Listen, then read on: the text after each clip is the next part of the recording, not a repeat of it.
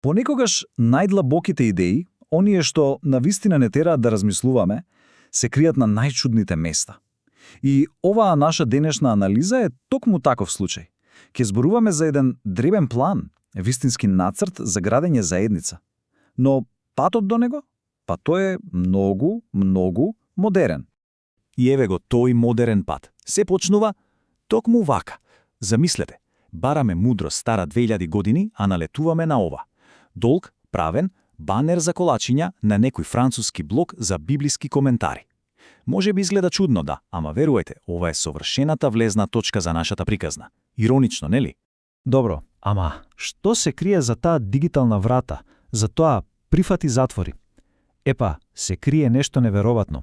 Анализа од коментаторката Мари Ноел Табу, која се нурнува длабоко во текстови што буквално го обликувале нашиот свет.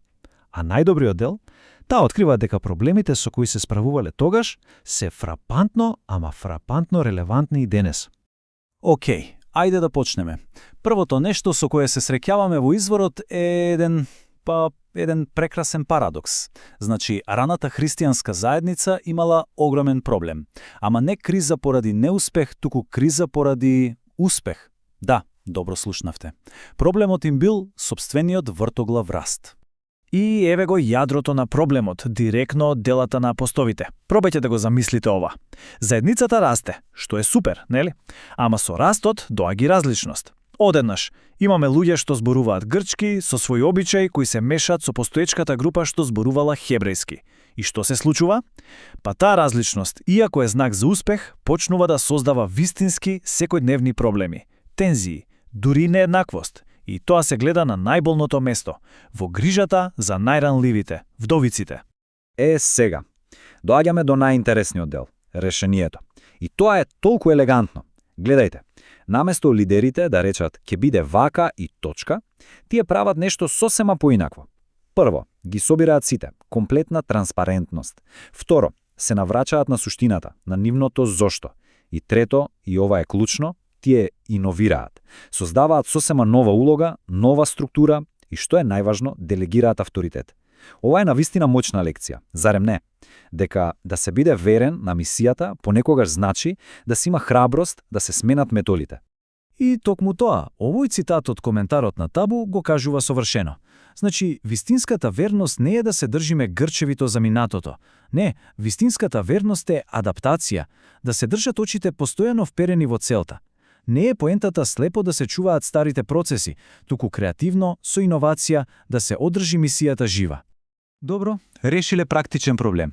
Ама тоа не носи на едно многу подлабоко ниво, едно филозофско прашање.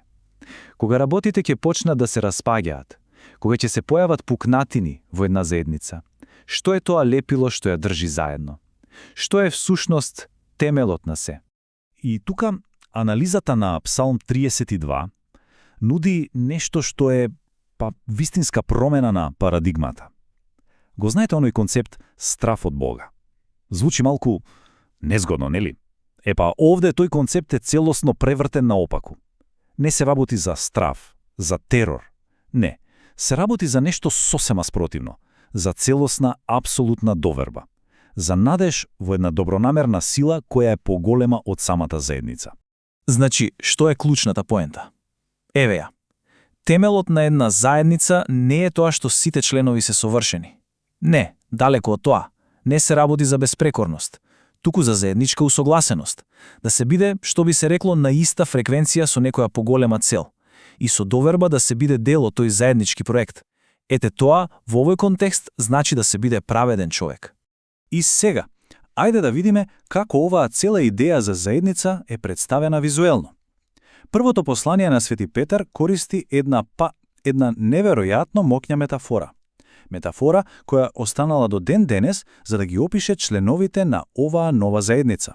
За да ја сватиме метафората, прво треба да ја видиме оваа клучна разлика што ја прави коментарот. Ова е огромен премин во размислувањето. Заборавајте на идејата за свет простор како физичка зграда, како храм од камен во Ерусалим. Фокусот се префрла на свети луѓе. Самата заедница, луѓето во неа, станува духовно живеалиште. Значи, знакот за божественото присуство веќе не е зграда. Знакот се луѓето. начинот на кој тие живеат заедно. И секоја градба почнува со темел, нели? Па така и оваа метафора почнува токму тука, со каменот темелник. Христос се опишан како тој камен темелник. Таа една, стабилна, апсолутно сигурна основа врз која се друго може да се изгради. Тоа е почетната точка, сидрото на целата оваа духовна градба. Ама сега доаѓа делот што менува се. Ако тој е каменот темелник, тогаш кои се останатите камења? Па, тоа се членовите на заедницата.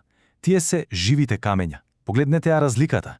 Тие не се само пасивни посетители што доаѓаат во храмот. Не, тие се активни учесници.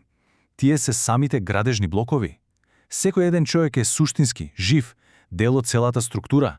Добро, значи заедницата е изградена, структурата е тука, ама тоа го отвора последното, можеби и најважното прашање. Во ред, изградени сме, ама каде одиме? Која е целта и како по џаволите стигнуваме до таму? И тука на сцена стапува ученикот Тома и го поставува прашањето што сигурно им се врти во главата на сите. Тоа е толку директно, толку практично, толку човечко прашање. Тоа е она чувство на несигурност што сите го знаеме, нели? Чекај малку, ако не знаеме каде одиме, како воопшто да го најдеме патот? И одговорот. Одговорот е навистина длабок. И повторно, целосно го менува начинот на кој размислуваме. Гледајте, коментарот објаснува дека одговорот не е мапа, не е список на правила. Патот не е нешто, патот е некој. Тоа е личност што треба да се следи, начин на живот што треба да се живее. И тука е суштината на целата приказна. Значи, крајната цел не е само да се стигне до некоја далечна дестинација. Не, целта е самата заедница, преку делата, преку љубовта, преку заедничкиот идентитет да стане патот, да биде живо олицетворение на тој пат. И во тој момент, гледате, патувањето и дестинацијата стануваат едно исто. И така, од еден обичен банер за колачиња, стигнавме до метафората за живи камења. Овој древен план ни дава еден безвременски модел за раст, за адаптација, за цел. И не остава со едно последно, големо прашање за размислување. Кога ќе погледнеме околу нас, во семејството, на работа, во соседството, што е тој избран, скапоцен камен темелник што ја држи нашата заедница заедно?